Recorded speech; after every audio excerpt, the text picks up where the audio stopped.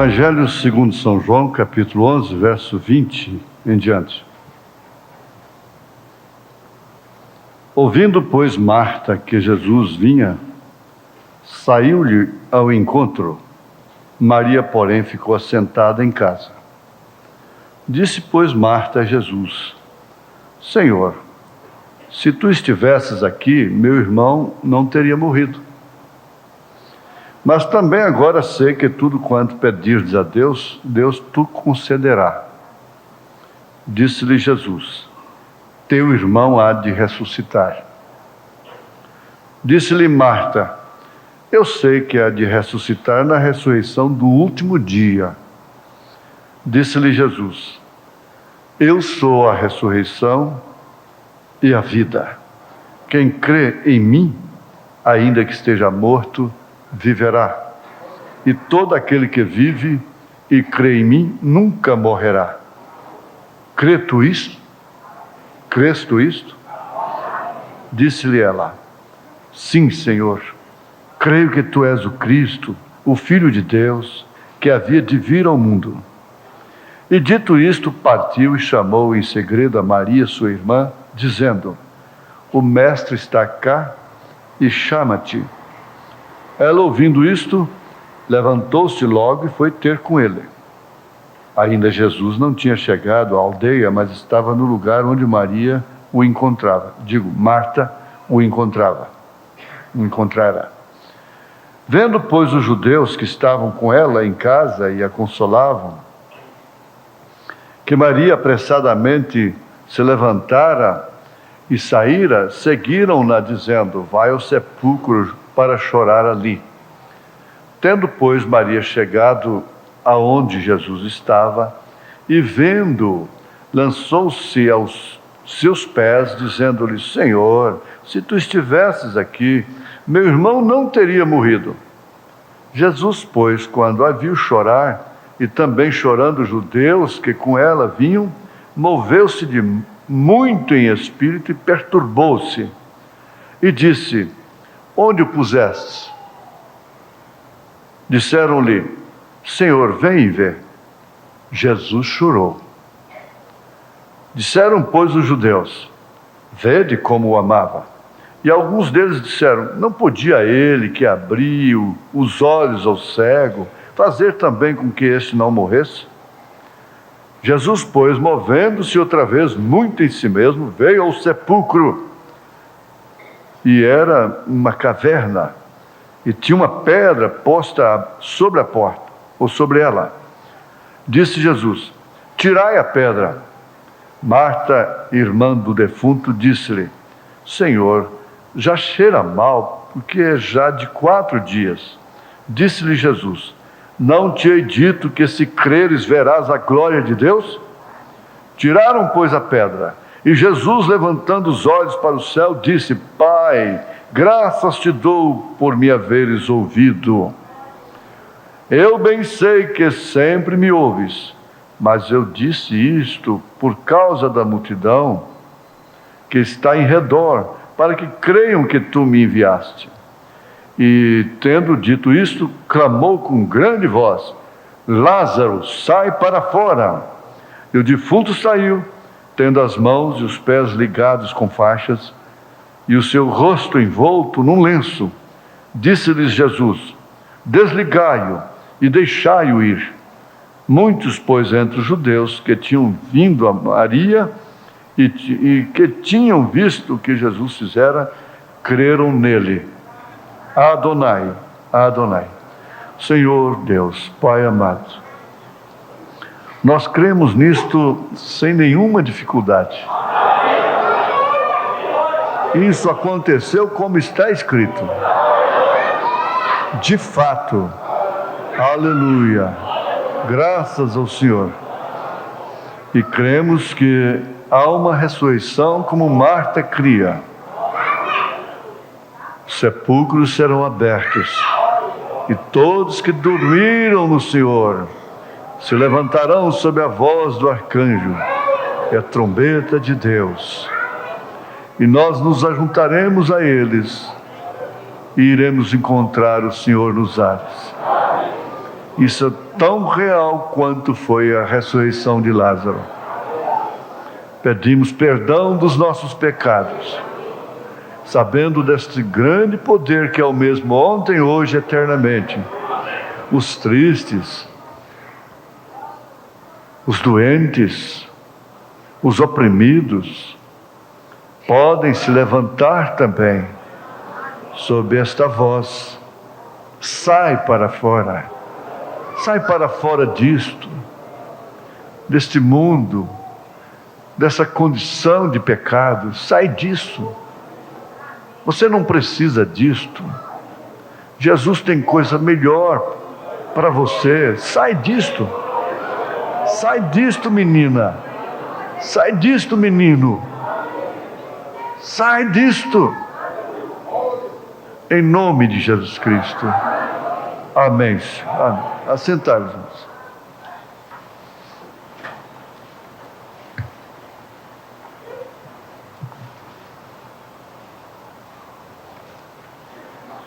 Nós lemos no Evangelho segundo São João, capítulo 11, a partir do verso 20 até o 45. E conforme nos veio na oração, isso foi exatamente como está escrito. Nós cremos em tudo que está escrito na Bíblia. Interessante, a gente fica meditando que Jesus fez menção de coisas que aconteceram lá no Velho Testamento, lá no início, no tempo de Moisés, bem como os apóstolos também que escreveram. Paulo se baseou, inclusive ele falou sobre Moisés na carta aos Hebreus, capítulo 11, que Moisés carregou o vitupério de Cristo lá no Velho Testamento. Preste atenção aqui. Lá no Velho Testamento, Moisés carregou o vitupério de Cristo. Ele tem estado com o ser humano, com a criação, desde que ele criou o homem. Deus criou o homem e visitou o homem sempre. Todos os dias ele visitava o homem. O homem é que logo tratou de esconder-se dele. Vocês sabem por que ele se escondeu. Mas, ouvintes, irmãos amados, nós vamos pensar ligeiramente aqui sobre essa fé mental. Começando aqui na mensagem Nomes Blasfemos, o profeta diz: e a maior parte da nossa fé é mental. Ora, para quem tem luz do que significa isto, é um conhecimento que traz até desânimo, traz assim uma frustração. Porque quando se falasse de fé, deveria ser somente a fé perfeita, a fé verdadeira, a fé no lugar que ela deve estar. Mas sabendo, tendo o conhecimento que nós temos, que nós podemos fazer muitas coisas e nos sustentar no caminho até que a morte venha, ou que Jesus chegue, através desta fé mental, então isso nos preocupa. E quando nós começamos a examinar as coisas ao nosso redor, nós vamos entender que agimos, na maior parte das vezes, com a fé que é mental. O profeta conta sobre aquele menino, aquela criança, que estava no altar orando, pedindo a Deus para seu pai, que era crente, crer 30 centímetros abaixo de sua cabeça. O que aquela criança queria dizer com aquela oração? Ó Deus, ajude, faça meu pai crer 30 centímetros abaixo de sua cabeça. Ajuda meu pai a crer no coração, ter uma fé lá dentro, na alma. Mas eu quero continuar aqui um pouquinho sobre isto, porque isso vai nos posicionar de uma melhor forma naquilo que cremos. Pelo ouvir a palavra, esse ouvir traz-nos ao conhecimento mental de Deus. Não resta dúvida que a mente é uma porta, através da qual a dúvida entra e a fé também pode entrar ou ficar somente por ali. Você já notou que todo ser animal, assim que acaba de nascer, você joga um pequeno animalzinho? Às vezes há pessoas que fazem assim, pegam um gatinho, gatos que acabam de nascer e tem uma superpovoação de gato e não querem mais aqueles gatos e jogam dentro d'água. Mas aqueles gatinhos ainda de olhinhos fechados vão nadando, nadando, nadando até sair lá fora do barco. Você joga um elefante na água, ele não morre afogado. Ele pode nunca ter entrado na água. Ele não morre afogado. Um elefante. Um boi. O boi nunca atravessou um rio. Chega com a boiada, que nunca viu um rio, só bebeu água nos córregos rasos e coisas assim. E vai atravessar um rio caudaloso, profundo. Está com a boiada, nadam que é uma beleza, atravessa, nenhum morre afogado. Os cavalos a mesma coisa. Mas o homem é que morre afogado. O cavalo não morre, o porco não morre, o jumento não morre, a vaca não morre afogada. Uma vez livre dentro d'água, ela atravessa, mas o homem morre. Por quê? Por causa do raciocínio. Então se contrai. E contraindo, afoga. Se afoga e pronto, acabou, vai morrer mesmo. Na ânsia de não morrer, acaba morrendo. Se você pode fazer uma experiência. Vai ali num rio, igual a Araguaia, que está bufando nessa hora, e se joga lá assim, mas como quem está se jogando num colchão de mola, nem incomoda.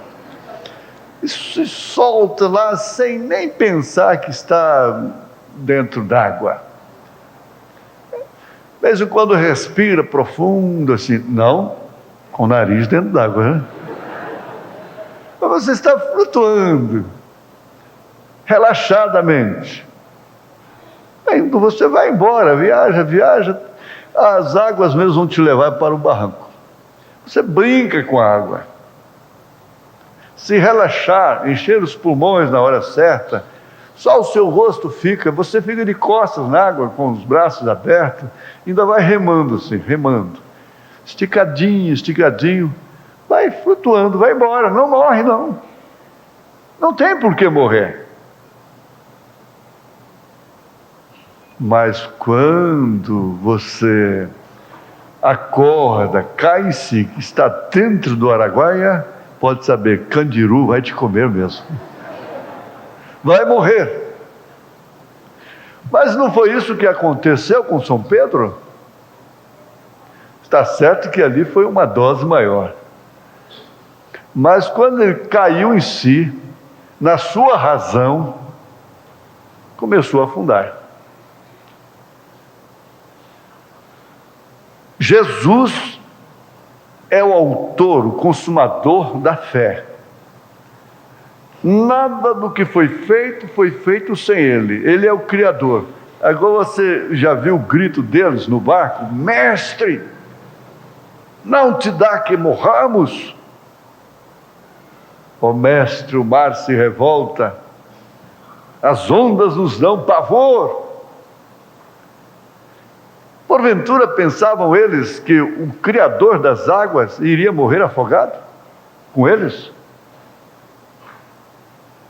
Tudo o que precisamos é saber que estamos com Jesus e que Jesus está conosco, está no barco. É tudo que temos que saber. Mas, ao ouvir a palavra de Deus, como estamos ouvindo agora, então isso nos traz um reconhecimento mental de Deus. Mas se isto vier de cima, e se alcançar isto, então você tem uma fé pia espiritual. O que essa fé faz? Essa fé reconhece somente a palavra. Não importa o que qualquer outra coisa diga. Ela só reconhece a palavra porque no princípio era o Verbo. E o Verbo estava com Deus, e o Verbo era Deus. E o Verbo ainda é Deus. A maneira de se crer na palavra não é uma maneira fanática, mas é uma maneira mística para o mundo. Por quê? É loucura para os que perecem. Mas Paulo diz assim: para nós é simplesmente o poder de Deus. O poder de Deus.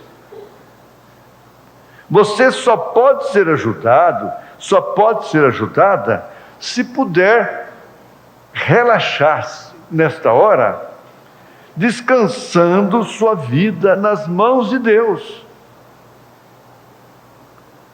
lançando sobre Ele toda a vossa ansiedade, porque Ele tem cuidado de vós. Agora, Deus não cuida de nós como a mãe cuida de um filho, e não pode cair, e não pode sujar, e não pode tropeçar, e pega daqui, e acode dali, acode daquela. Não é assim que Deus cuida de seus filhos. Ele cuida, sim, e você? Ele cuida exatamente estando em seus filhos, tendo uma consciência que a fé nos oferece de que somos filhos de Deus e de que Deus não está simplesmente conosco, está em nós. Porque estar com é uma coisa, estar em é outra. O grande mistério tríplice de Deus é Deus em Cristo, Cristo na igreja e a igreja no reino restaurado. É difícil um homem como eu, como você, pessoas como nós, admitirmos que Deus mora em nós, habita em nós. Somos hoje o corpo preparado. Corpo, me preparaste. Tabernáculo do Deus vivo, templo do Espírito Santo. É difícil admitir isto da maneira que é, mas de fato é. Afinal de contas, o que justifica todas as pregações? O que justifica vir à igreja? O que justifica orar? O que justifica cantar? O que justifica se disciplinar através desta mensagem, desta Bíblia Sagrada? Significa exatamente fé. Você não pode de maneira alguma trazer a fé para para os limites da razão, porque a fé é o firme fundamento das coisas que se esperam e a prova das coisas que não se veem. Então o Verbo se fez carne, habitou entre nós, e quando a própria palavra está derramando-se na nossa fé mental, torna-se uma revelação espiritual. Aí desceu. E sobre este fundamento edificarei minha igreja. Se torna então uma rocha, uma revelação. Sobre este fundamento edificarei a minha igreja. São Pedro fez uma declaração que parece hoje ser muito simples, mas de muita importância, porque qualquer linha, qualquer segmento religioso e titulado cristão, não vê nenhuma novidade dizer: tu és o Cristo, Filho de Deus vivo. Mas aquilo foi uma das maiores declarações que já aconteceu debaixo dos céus. E foi exatamente um homem sem letra. Deus escolheu a Pedro não para defender a ignorância, mas Deus escolheu a Pedro para mostrar que esse reconhecimento não depende definitivamente do intelecto, não depende definitivamente de conhecimento, de sabedoria humana. Por que tinha que ser Pedro para fazer aquela tremenda declaração? Ora, os próprios demônios já haviam declarado, dizendo que temos nós contigo, Filho do Deus Altíssimo. Aquilo não refletiu coisa alguma, senão um juízo para os sacerdotes. Mas quando Pedro fez aquela declaração trouxe essa sentença sobre as portas do inferno, sobre Satanás. Sobre esta pedra edificarei a minha igreja. Isto quer dizer, sobre esta fé espiritual, essa rocha, essa revelação, edificarei a minha igreja. Tudo o que você tem que saber hoje é se você é igreja de Cristo. Tudo o que você tem que saber é se você é membro da igreja de Jesus Cristo. Porque uma vez tendo conhecimento disto, convicção própria, não uma autossugestão, uma coisa assim, mas tendo convicção interior, subjetiva mesmo, as portas do inferno não prevalecerão contra você. Ora, Jesus não fez essa declaração para dar nome a uma igreja terrena, fazer dela um superpoder político-religioso. Eles dizem que as portas do inferno não prevaleceu contra essa meretriz de Apocalipse, capítulo 17, a grande prostituta. E de fato não prevaleceu. Como? Se não? Por quê? Sim, todavia, é verdade que prevaleceram. Mas como eles têm uma fé completamente mental, carnal, natural, então eles olham assim, que ela atravessou séculos e cada vez está mais forte. Eles entendem que as portas do inferno não prevaleceram contra ela, mas a sua prosperidade como sistema político religioso já significou que as portas do inferno prevaleceram contra ela. Ela está totalmente separada de Deus justamente pela prosperidade. Ela encabeça o sistema laodiceano.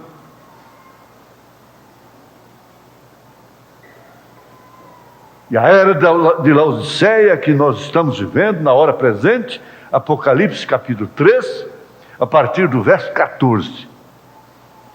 Então ela diz ser rica, abastada, de nada tem falta. Mas Jesus disse que ela é pobre, desgraçada, cega, nua. Como que a prosperidade pode significar a aprovação de Deus? Precisávamos de um profeta para nos mostrar isso. E estamos vivendo a era da prosperidade, o evangelho da prosperidade.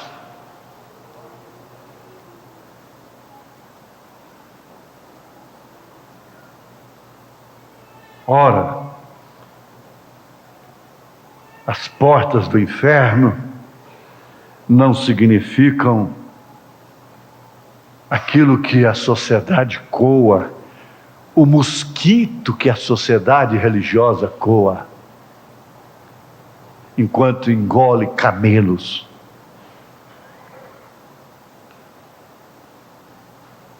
A igreja, cujas portas do inferno prevaleceram contra ela, não tem nenhuma conotação com a igreja a quem Jesus se dirige ali, em relação a esta grande revelação que São Pedro declarou. E Jesus disse: não foi a carne nem o sangue que te revelou isso, Pedro. Foi meu Pai, foi o Espírito Santo, porque meu Pai é o Espírito Santo. Eu fui gerado pelo Espírito Santo. É quando nós nos tornamos filhos de Deus, é quando somos gerados pelo Espírito Santo. Jesus era filho de Deus. Por quê? Porque ele foi gerado pelo Espírito Santo. E a igreja de Jesus é composta somente de filhos de Deus. Filhos de Deus. Filhos de Deus.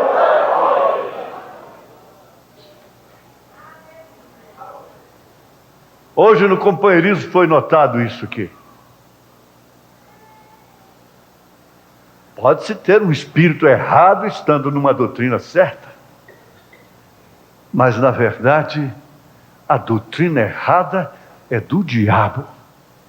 A doutrina errada não é de Deus. A doutrina errada, fornicária, controvertida, toda controvérsia é de Satanás. Toda controvérsia em relação a Deus, em relação a Pai, Filho e Espírito Santo, em relação ao batismo em nome do Senhor Jesus Cristo, toda controvérsia em relação ao arrebatamento, tudo isso é de Satanás.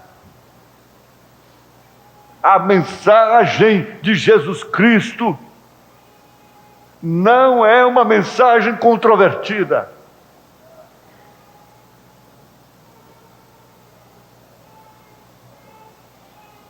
E o Verbo se fez carne e habitou entre nós. E quando a própria palavra está derramando-se na nossa fé mental se torna uma revelação espiritual. E sobre esse fundamento edificarei minha igreja. Veja, não sobre o conceito mental de unir-se à igreja, um conceito mental daquilo, mas sobre a revelação. Sobre a revelação. Jesus Cristo tinha perfeita consciência de si mesmo. Ele conhecia, ele sabia quem era seu Pai. O híbrido não sabe quem é seu pai, mas o legítimo sabe quem é seu pai. E como nascido de mulher, ele era filho. E quando ele chegou ali, ele chorou no túmulo de Lázaro. E ali estava o homem. O homem. Mas quando ele abriu a sua boca e bradou, ali era a essência de Deus.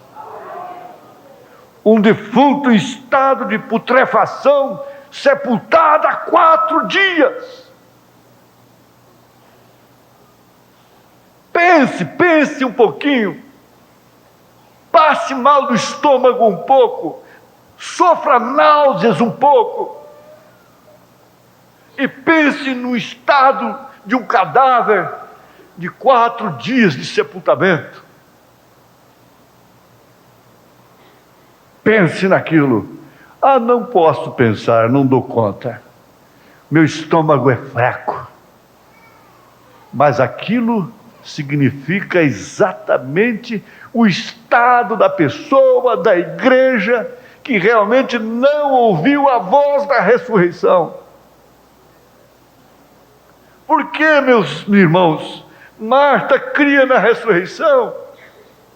Era um absurdo, era uma estrela na testa, crer em ressurreição dos mortos.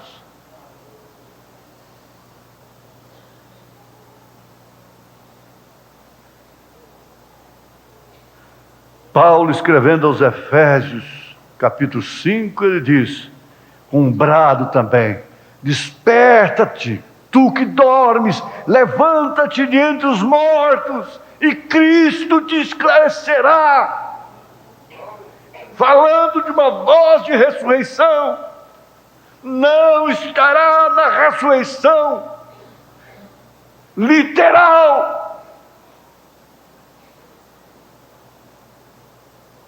Aqueles que primeiro não foram ressuscitados dentre os mortos, na incredulidade do pecado, da mente entenebrecida, ofuscada pelos credos e pelos dogmas. Se antes de tudo você não for ressuscitado desse sistema, desse sepulcro caiado, você não estará na ressurreição. Lázaro era amigo de Jesus. Ele adoeceu, como qualquer outra pessoa. Ele teve um tempo muito difícil, como qualquer outra pessoa, para morrer. E naturalmente, lá no seu leito, sofrendo, quem sabe delirando já, ele chamava por Jesus. Jesus, Jesus, meu amigo, onde você está? Eu estou morrendo. Eu queria no mínimo morrer na tua presença. Marta já mandou o aviso para você, já oraram, Maria, pediram para avisar para você. Onde está você, meu amigo? E de repente ele não podia falar mais. Parece, tudo indica que ele poderia ter morrido numa grande decepção, um grande trauma. Aquilo foi saindo entre seus dedos a sua vida, sabendo que ele tinha alguém que, se estivesse lá, o poria de pé na hora. Ora, gente, parece que nós estamos em idêntica situação.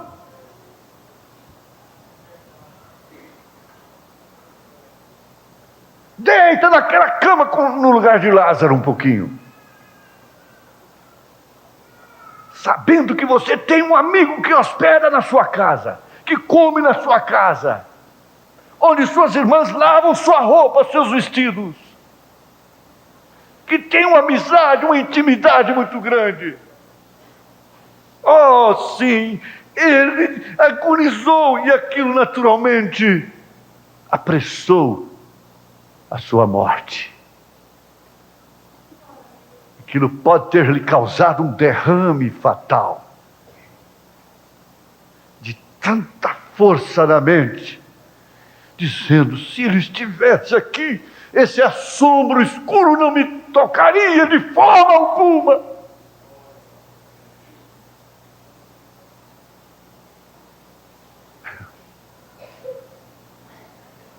Mas Eu gostaria de conversar com Lázaro depois que ele saiu da sepultura. Você também gostaria? Quem gostaria de conversar com Lázaro? A primeira palavra que nós iríamos dizer é Adonai, Shalom, El Shaddai, Alá, grande Alá. Que fala você deste mistério? Ele diria simplesmente: eu me lembro do meu trauma, para ele chegar, meu desespero para ele chegar, e ele não chegava, e eu via que eu estava me indo.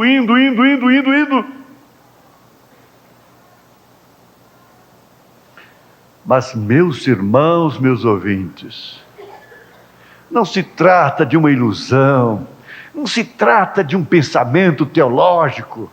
Isso é matéria controvertida no mundo teológico, científico, religioso. Mas pense bem, pastor Vicente Teles fez menção disto aqui. Você já pensou? Nós vamos ver os nossos queridos, nossos entes queridos ressuscitados.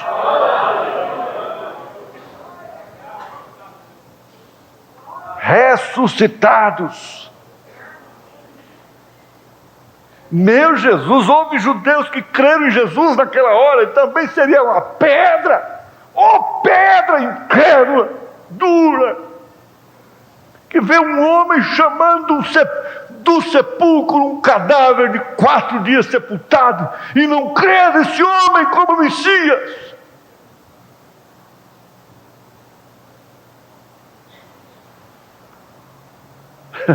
Que coisa tremenda! Como a gente vai penetrando nisto, e o sol vai mostrando tanta coisa profunda.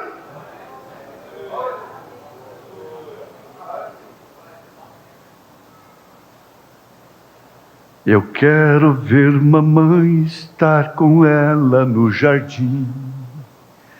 Que coisa! Você ver entes queridos, irmãos, ver a Paulo, João, Pedro, ver irmão Brana,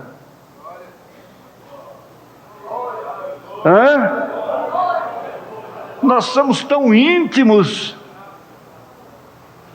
Nós cremos nele sem conhecê-lo, sem vê-lo. É que eu disse: gente, espera aí, fiquem calmos, parem um pouquinho. Se nós cremos nele sem vê-lo, quanto mais se pudermos vê-lo. Quando? Ora, que isso? É estupidez. Se podemos crer, e Jesus disse: bem-aventurados que não viram e creram. Nós somos bem-aventurados.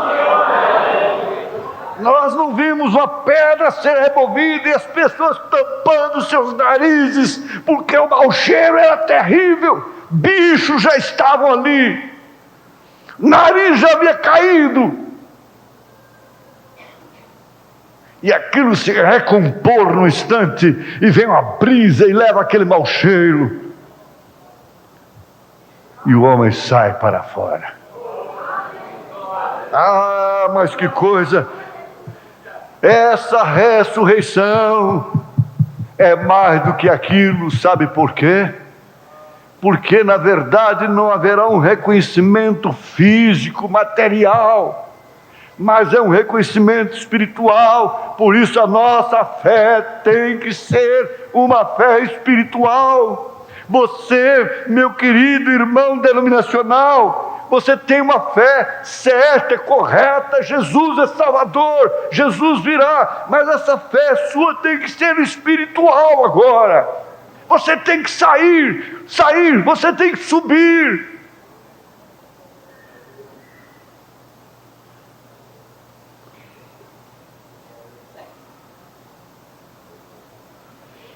na mensagem, o rapto,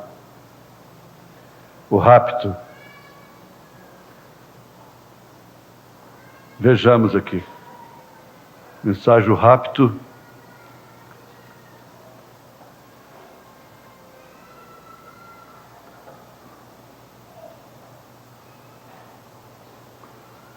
parágrafos, não, esse aqui agora, é o rapto. Esse aqui é para que foi dado o Espírito Santo. O rapto, parágrafo 96. O profeta diz: agora, eu quero que o meu ouvinte entenda bem essa palavra. O rapto, R-A-P-T-O, rapto, é o arrebatamento, é um rapto, porque o mundo não verá. Vai ser escondido do mundo. 96. Agora a primeira coisa é o alarido. O alarido é isso que você está ouvindo. Neste momento, Deus, através desta emissora, leva até você mais um programa de fé com uma palavra poderosa a seu favor. Fé para vencer. É isso. Aí que você continua conosco. E o que é que você tem ouvido? O que você tem escutado? É que eu sou bom? É que eu vou te levar para os céus? Não. Você tem ouvido o alarido. O alarido. 1 Tessalonicenses capítulo 4, verso 16, 17, 18. Agora a primeira coisa é o alarido.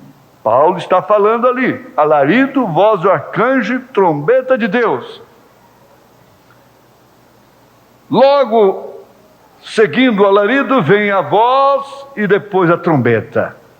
O alarido é um mensageiro preparando as pessoas. Preparando as pessoas. Você deve receber a mensagem como uma preparação para o arrebatamento. Acabei de dizer, não estamos pensando em preparar boas pessoas. Abraão não deu nenhum testemunho para sodomitas. Sua vida não teve que servir de testemunho para sodomita algum. O Ló, sim. O alarido é um mensageiro pregando, preparando as pessoas. A segunda coisa que vem é a voz da ressurreição. A voz do arcanjo é a voz da ressurreição. E que tal você saber que essa voz sai do corpo de Cristo e que a igreja é o corpo de Cristo? Você tem que falar tanta besteira acerca de pessoas, de irmãs, de irmãos, disto, daquilo, e de pessoas lá do mundo, e tanta bobagem que não tem fundamento, sabendo que você tem que falar a palavra falada, que você não vai chamar cadáveres de 4 dias, você vai chamar pessoas que estavam há séculos. O profeta disse: se o Espírito Santo disser para mim isso, eu vou lá chamar o George Washington. Eu chamarei o mundo para vê-lo levantar. Mas isso não será um espetáculo público. A televisão não vai estar lá. O rádio não vai estar lá. A internet não vai estar lá. Não fica esperando somente nisto. Esta voz poderá silenciar-se a qualquer momento.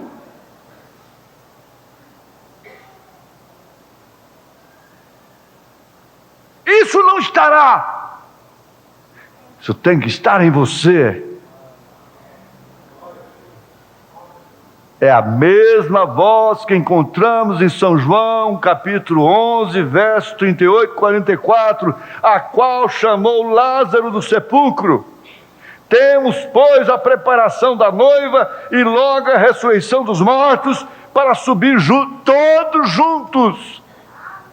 Agora observe, são 3 coisas que sucedem. A seguinte qual será? A trombeta, um alarido, uma voz e uma trombeta.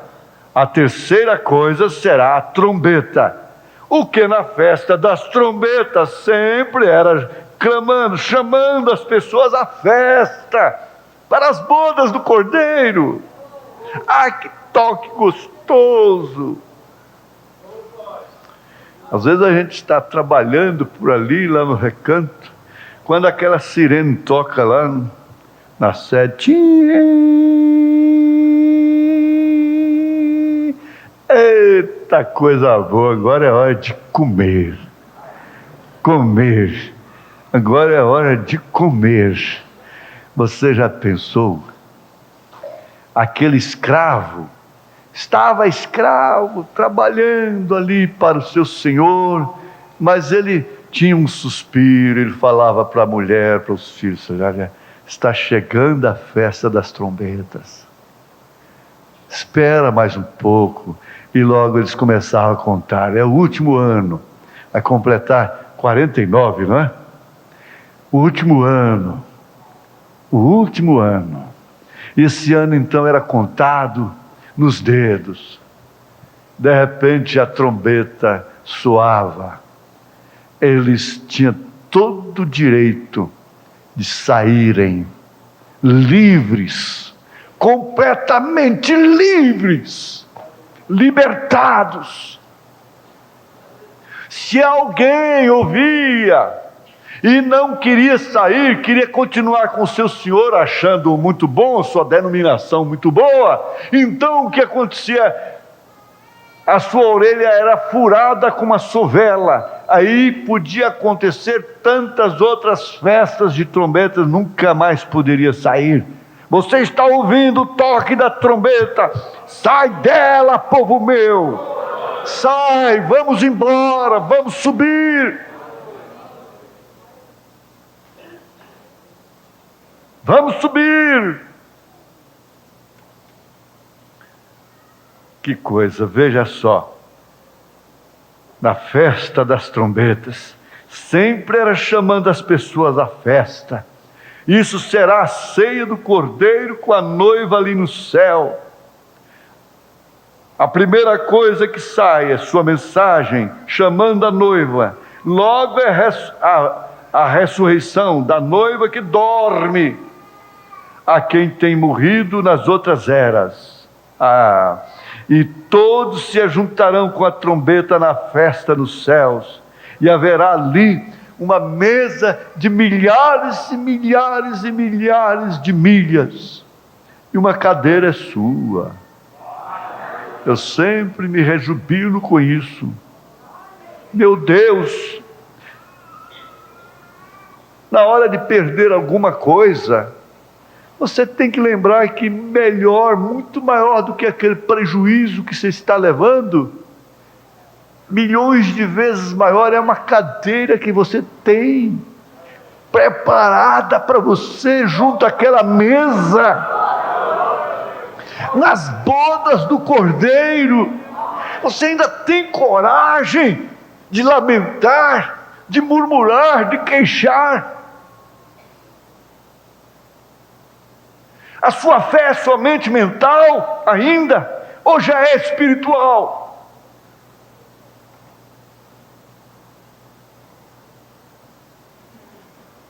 Ah, meu Deus, que coisa boa, coisa boa, coisa boa.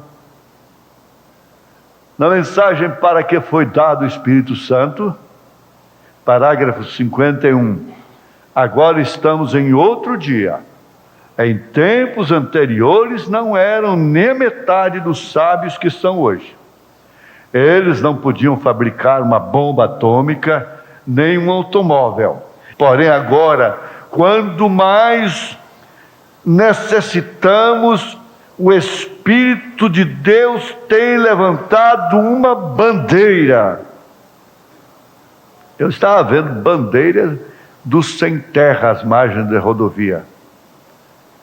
Ah, sim, meu irmão sem terra que está ouvindo aí a Rádio Anhanguera. O Espírito tem uma bandeira. Levantada uma bandeira.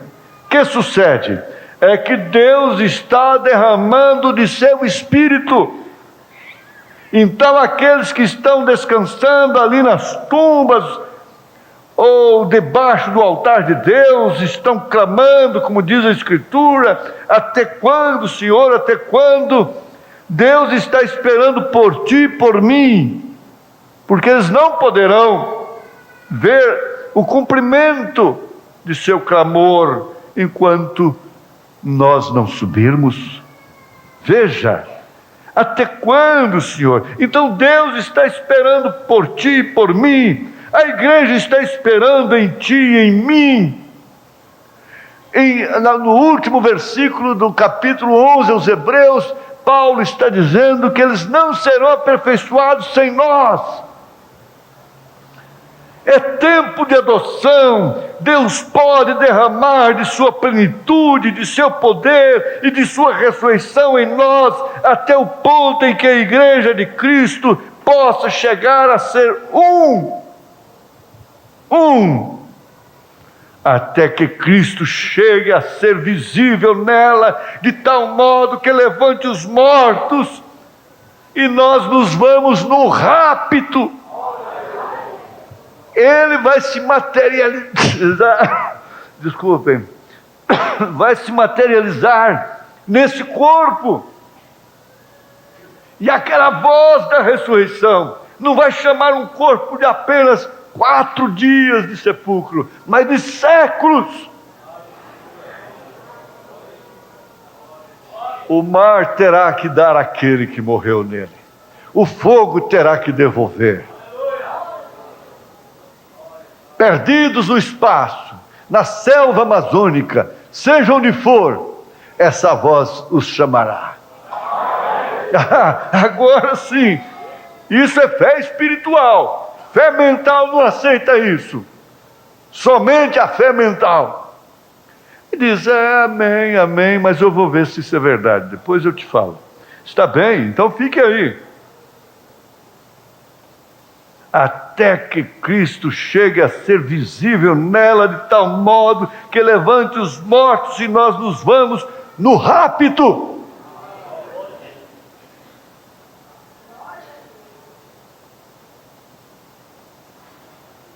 Vamos mostrar-lhes dentro de pouco que só aqueles que estejam cheios do Espírito Santo são os que vão no rapto.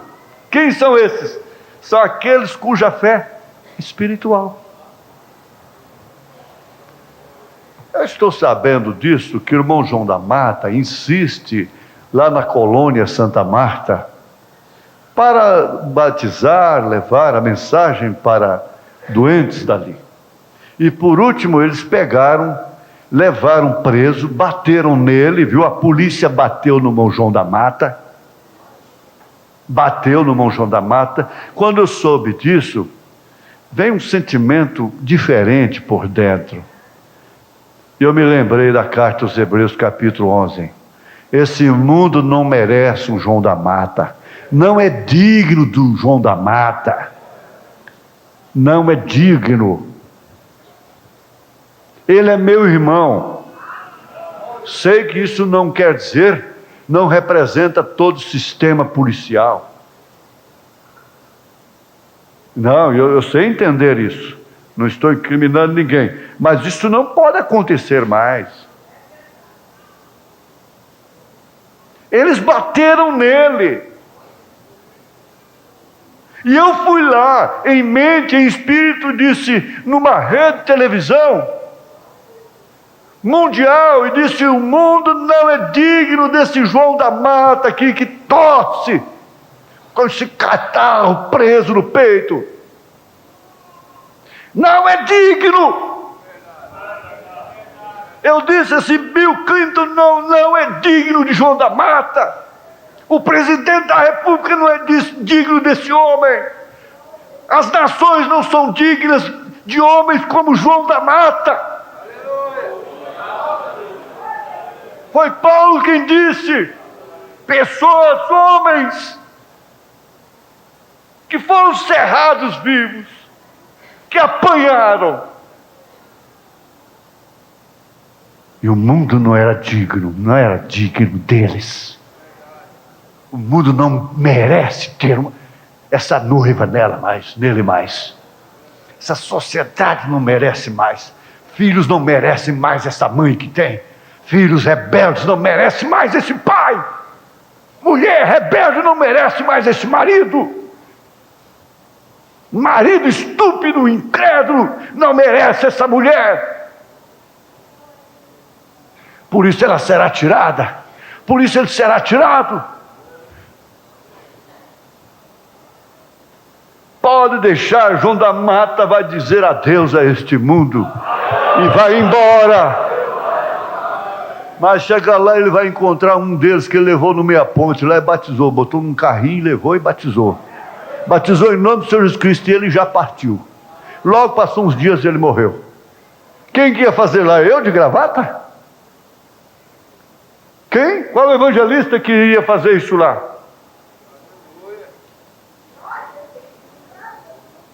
Tem muito raciocínio, tem bom senso, não faz.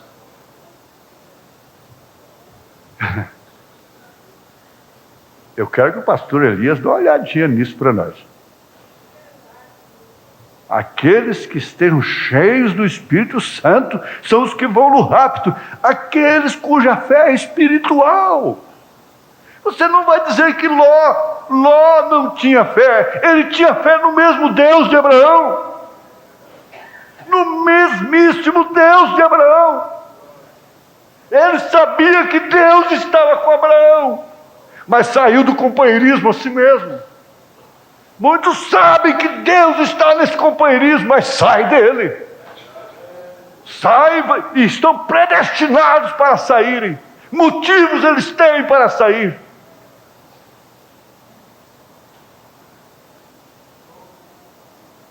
Pois os outros mortos não tornarão a viver, senão depois de um período de 1000 anos. Só pessoas cheias do Espírito Santo irão no rapto. Só pessoas cheias do Espírito Santo irão no rapto. Eu pergunto, quanto custa? Qual é o preço? Tem que vender casa, tem que deixar mulher, tem que deixar pai, tem que deixar mãe, tem que deixar filhos, tem que deixar marido, tem que deixar tudo. Qual é o preço disto? Ser cheio do Espírito Santo. Quanto custa? Não é sem pressa, sem dinheiro. Mas há uma renúncia. Há uma renúncia.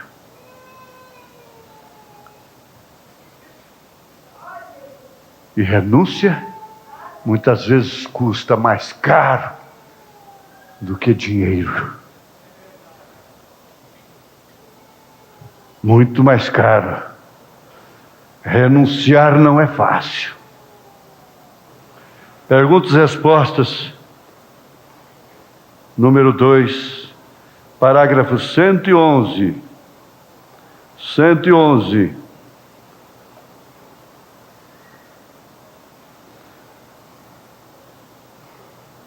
Eu estava dizendo para os pastores, eu até tenho hora que, sem nenhuma vanglória nisso, mas eu penso que às vezes eu tenho que sair de cena, Deus tem que me recolher para que essas fitas tomem lugar.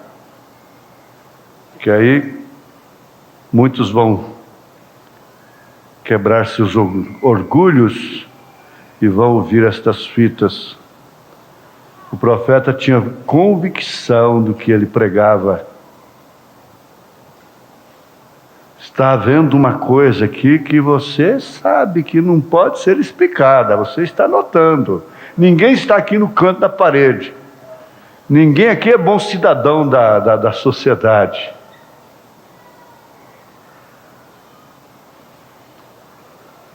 (111) da mensagem Perguntas e Respostas número 2. Agora, no dia de Pentecostes, ele desceu, com letra maiúscula, ele desceu, essa coluna de fogo, e se espalhou nessa forma, e línguas de fogo, e se assentaram sobre cada um deles nas suas línguas. Mas línguas de fogo pousaram sobre cada um deles, um grupo escolhido e selecionado.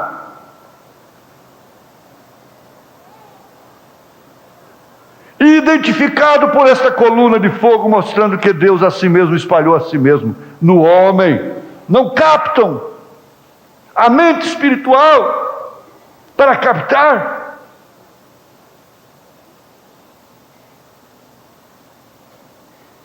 A mente espiritual para captar.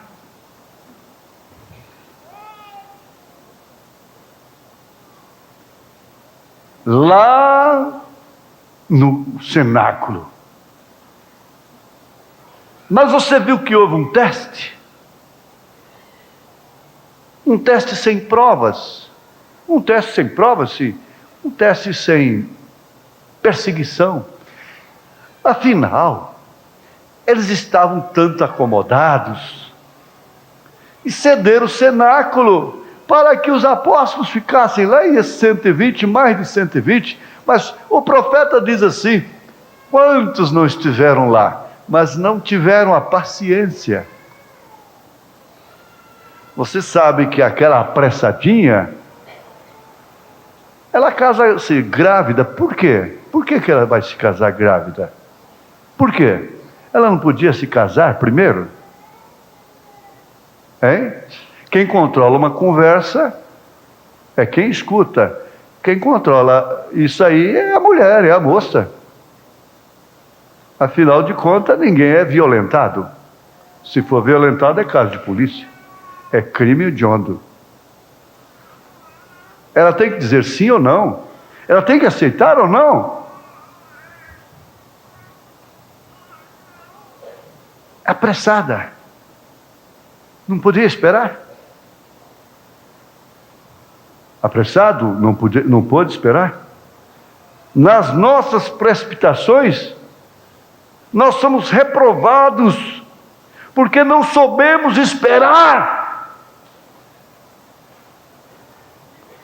Simplesmente porque não soubemos esperar, perdemos as maiores chances da nossa vida.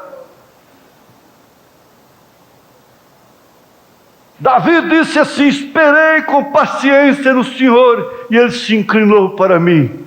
E você tivesse lá, Ele no púlpito, e você de lá assistindo, dissesse: no caso de Betseba, você esperou? E naquele outro caso, você esperou? Talvez você pensasse assim.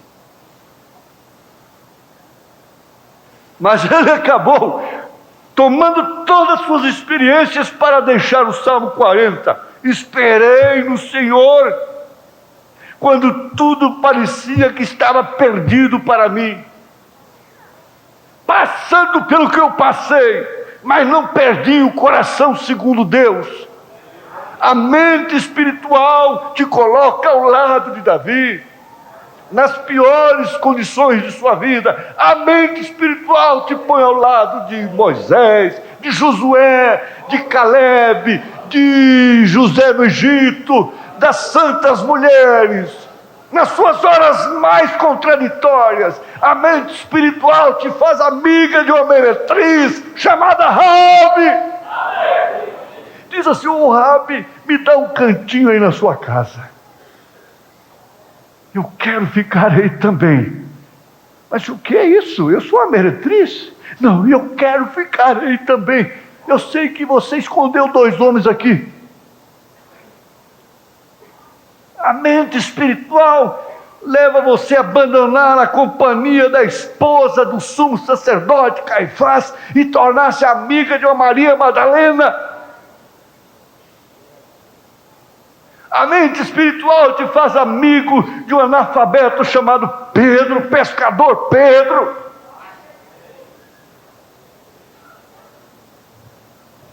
Não, aqui está. Veja só, aquilo foi para um grupo escolhido e selecionado. Quando você está passando por uma prova que você entende que é injusta, você não merece aquilo, fique sabendo, você está sendo selecionada. Você está sendo selecionado. Você está sendo escolhido, identificado por esta coluna de fogo, mostrando que Deus a si mesmo espalhou a si mesmo no homem. No homem. Deus não numa pessoa. Ele está em sua igreja universal. Universal. Quer dizer, no mundo todo. Essa é a razão pela qual ele disse: as obras que eu faço, vós também as fareis, mais ainda. Agora sei que King James, o rei Tiago, que é a tradução de João Ferreira de Almeida, diz maiores, porém a tradução correta que há é: mais que estas vós fareis. Deus foi contido e confinado num homem, Jesus Cristo, porém agora ele está contido e confinado em toda a igreja universal do Deus vivo.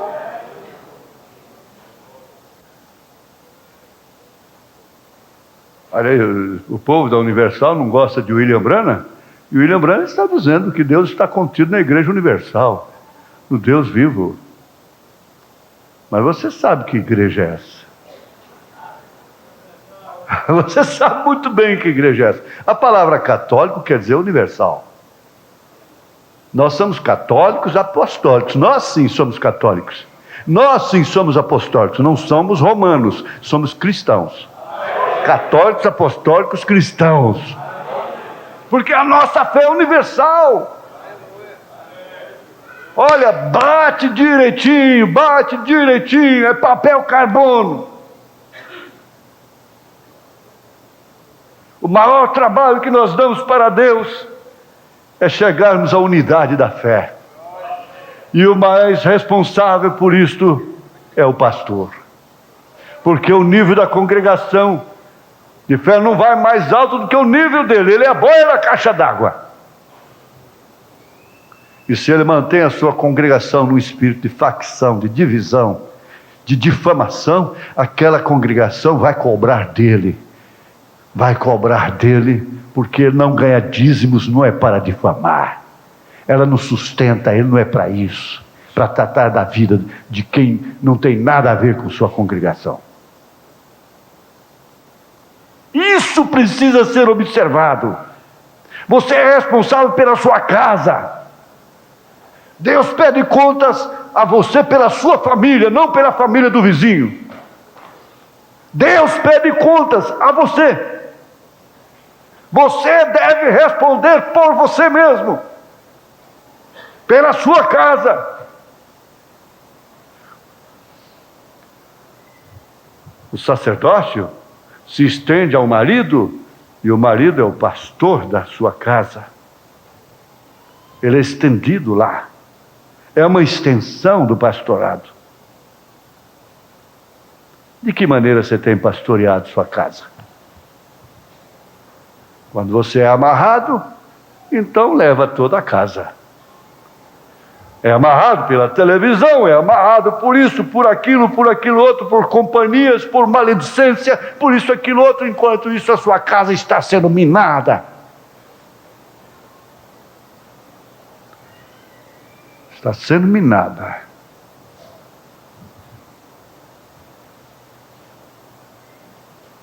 Um companheiro não pôde vir no encontro passado. Por quê?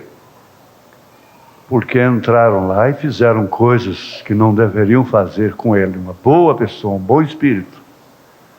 Mas ele foi buscar esse espírito aonde? Para levar para lá. Ele importou aquilo.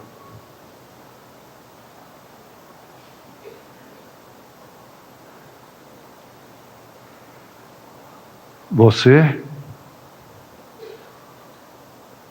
deve declarar para você mesmo intimamente: eu estou disposta, estou disposto a ter uma fé espiritual. Se minha mulher não quer, eu não posso fazer nada. Eu não vou ficar brigando em casa.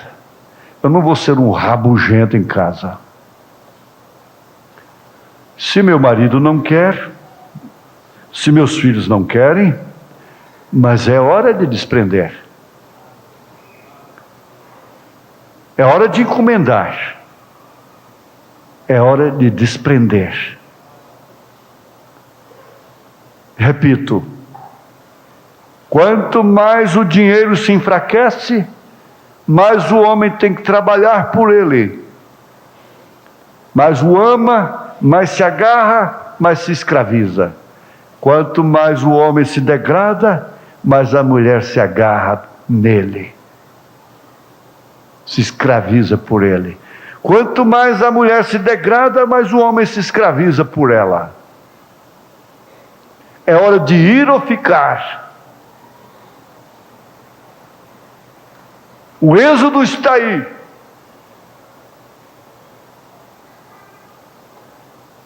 Temos de Deus uma chamada.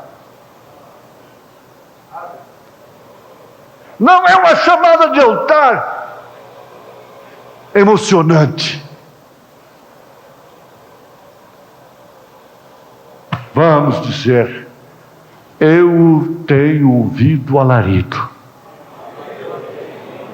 Eu tenho aceitado o alarido. Eu creio no alarido. Eu faço parte do alarido. Eu sou o alarido. Amém.